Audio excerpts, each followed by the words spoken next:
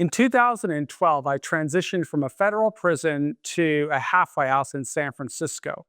And that was a time when Bitcoin was trading at about $12 a coin. Put some of that in perspective, about 3 or 4 years prior to that, 2010, Bitcoin was trading for like less than a penny for every Bitcoin. So it had gone from less than a penny to $12 in about 4 years. And after that, it went significantly higher. But what was the great drawback for somebody who had been in prison for 26 years is that I didn't have any knowledge at all about the digital economy. In fact, life was so strange for me at that time that I didn't even really know how to use a cell phone. I'd never been on the internet. I'd never sent an email. I'd never sent a text message, created a video, or done any of that type of stuff, at least not on my own. I used to write from prison and send information to my wife, who would then publish that information on our various websites that I was building, all in preparation for the life I wanted to lead when I got out. But I will say, for me, one of the greatest injustices was my inability to develop an education and learn how the world was evolving and learn what was changing in society, because the world was completely changing and I didn't understand how. In my view, when we say in the United States that other countries violate human rights, we should first look within and say, what can we as a society do to improve outcomes for all human beings? Regardless of what bad decisions a person has made in the past, if a person works to reconcile and atone and make amends, we should extend an opportunity for that person to develop the skills that will allow him to live as a law-abiding, contributing citizen. In many ways, I felt as if that human right, basic right, was taken away from me from being in prison. Now, granted, I made a lot of bad decisions that put me in prison, but while I was incarcerated for 9,135 days, that's how long I was inside of a federal prison. The system, in my view, should have opened every opportunity for me to learn as much as I wanted, as much as I could. And I would have loved to have been learning about how the world was changing. But in those early days of the digital economy, there wasn't information out there unless you had access to the internet. And of course, in prison, I didn't have access to the internet. That's one of the reasons that I wrote this first book called Digital Economy, is I wanted to create an asset, a resource that I could use to share with people in prison and continue to evolve, continue to develop. And it was sharing with them the way that I began to learn about the digital economy, particularly about cryptocurrency and artificial intelligence, and all of these magnificent changes that I started to discover much later, after a decade I'd been in society. And the reason it took me so long to begin learning was I had to come up to speed. I mean, I'd been incarcerated since 1987, before there was a prevalence of mobile phones, or the internet didn't exist and email didn't exist. So I had to learn so many different things that I was just completely ignorant about major changes that were going on in the world.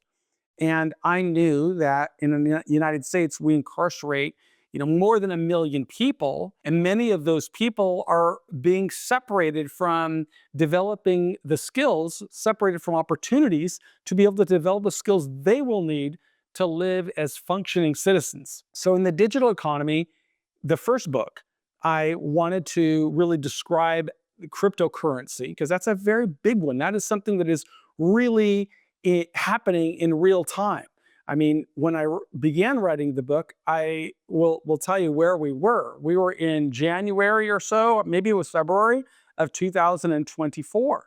And the Securities and Exchange Commission had just passed a policy or a rule indicating that ETFs could begin to form that would allow people to buy Bitcoin in an ETF, an electronically traded fund. So they wouldn't have to, visit some difficult website and download Bitcoin and store it on a cold wallet.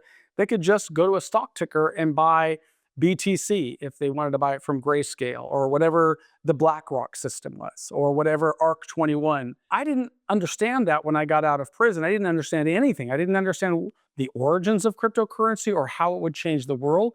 And I wanted to help as many people in prison as I could to onboard them and help them learn about the digital economy, because they don't have access to the internet. and it wasn't covered, at least while I was incarcerated, in the mainstream media.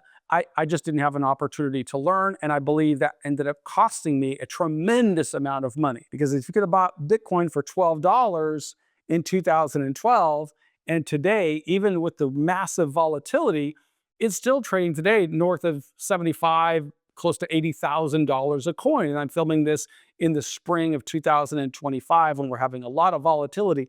But from $12 to $75,000, it would have been the best performing asset class since I got out of prison. I mean, for $12,000, you could have 1,000 coins. 1,000 coins today is worth $75+ million. So you could see that I'm disappointed in myself for not having learned about it sooner, given that I transitioned from a federal prison to a halfway house in August of 2012. Research will show that Bitcoin was trading about $12 a coin at that time. And I came out with money. So could have very easily bought 1,000 coins or 5,000 coins, which would have made a phenomenal difference in my life and in my ability to contribute to the lives of others.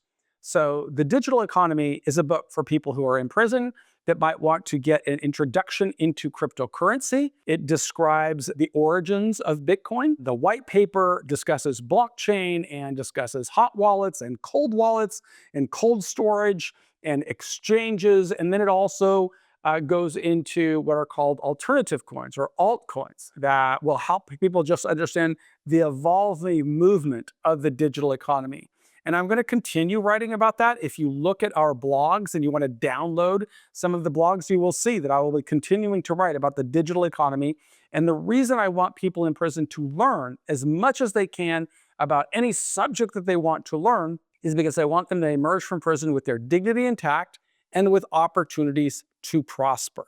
In order to do that, we've got to provide them with learning resources because many of them are just locked in a cell and they don't have resources that will help them learn. They may have access to paperback westerns of Louis L'Amour or Daniel Steele romance novels or some other type of escapism literature. But my goal is to provide them with educational literature that will help people prepare themselves for the job market, for the digital economy to function. I always considered myself to be unemployable while I was in prison. I said, when I get out of prison, I probably won't be able to get a meaningful career going. So I've got to find a way to create my own businesses, my own income streams, my own wealth.